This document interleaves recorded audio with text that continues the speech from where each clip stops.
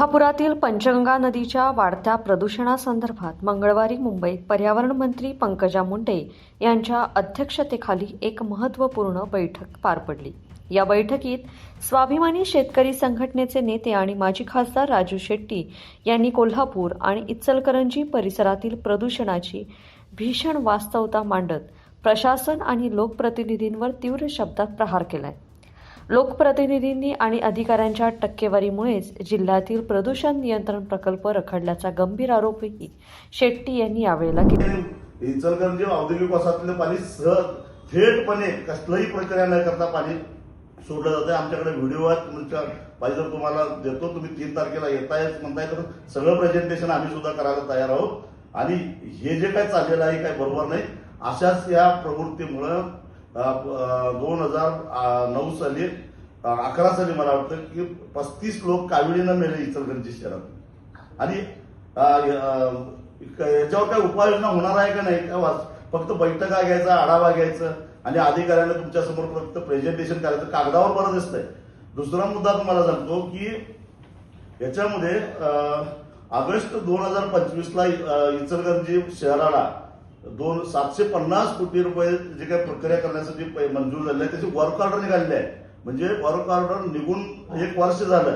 केवळ कुणी किती टक्केवारी घ्यायची, कशा पद्धतीनं काम करायचं यासाठी हे काम अजून चालू होत नाही। याला काय अर्थ आहे? म्हणजे माणसाच्या जीवाशी खेळणार आहात का तुम्ही? याच्यावर काहीतरी इचलकरंजीला 750 कोटी रुपये मंजूर आहेत झेडएलडी साठी आणि वर्क ऑर्डर सुद्धा झालेली आहे, पण काम चालू होत नाही। वर्क ऑर्डर होऊन 1 वर्ष झालं, काम चालू होत नाही। याचा अर्थ काय समजायचा? 24 महिन्यात काम पूर्ण करायचं आणि 24 वर्षामध्ये काम पूर्ण करायचं। 24 महिन्यात काम पूर्ण करायचं होतं। मग काय कसली चेष्टा चालू आहे? लोकांच्या आरोग्याचे खेळ चालू आहे। त्यामुळे तुम्ही 3 तारखेला या, पण वेळ काढून या। नाही, तुम्ही 3 तारखेला येणार असला तर वेळ काढून या। पंकजाताई मुंडे यांच्या अध्यक्षतेखाली मंत्रालयामध्ये एक बैठक झाली। मी या बैठकीमध्ये जिल्हाधिकारी कार्यालयातून ऑनलाईन जॉईन झालेलो होतो आणि या बैठकीमध्ये मंत्र्यांचा 3 तारखेला कोल्हापूरचा 3 सप्टेंबरला दौरा आहे। त्यांनी प्रत्यक्ष पाहणी करणार असल्याचं सांगितलेलं आहे। आणि एकूणच पंचगंगेचं प्रदूषण, त्याची भयानकता, CETP असून सुद्धा त्याचा वापर न करणं, त्याचा खर्च परवडत नाही म्हणून झेडएलडी साठी 750 कोटी रुपये इचलकरंजी शहराला मंजूर झालेले असताना सुद्धा आणि त्याचं वर्क ऑर्डर निघून 1 वर्ष झालं। ऑगस्ट 2025 ला वर्क ऑर्डर निघून सुद्धा प्रत्यक्षामध्ये काम फारसं चालू झालेलं नाही आहे। टक्केवारीसाठी ते अडलेलं आहे।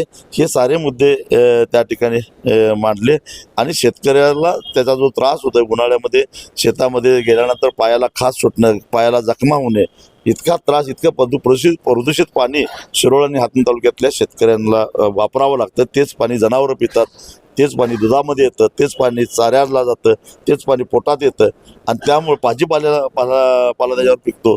आरोग्याच्या दृष्टिकोनातून ते अत्यंत घातक आहे। कॅन्सरचे रुग्ण शिरोळ हातकणंगले तालुक्यामध्ये विशेषतः पंचगंगा काठावर वाढायला लागले आहेत। हे सारे मुद्दे मी आज बैठकीमध्ये मांडले आणि प्रत्यक्षात 3 सप्टेंबरला पंचगंगेचा दौरा करून स्थळ पाहणी करून आवश्यक त्यांच्यावर कडक कारवाई करण्याचा इशारा मंत्र्यांनी आज दिलेला आहे। राजू शेट्टी यांनी मांडलेल्या मुद्द्यांची दखल घेत पर्यावरण मंत्री पंकजा मुंडे यांनी प्रशासनाला तत्काळ चौकशीचे आदेश दिलेत। तसेच येत्या 15 दिवसात आपण स्वतः कोल्हापूर जिल्ह्यात पंचगंगा नदीकाठच्या गावांना प्रत्यक्ष भेट देऊन या संपूर्ण परिस्थितीची पाहणी आणि आढावा घेणार असल्याचं त्यांनी जाहीर केलं।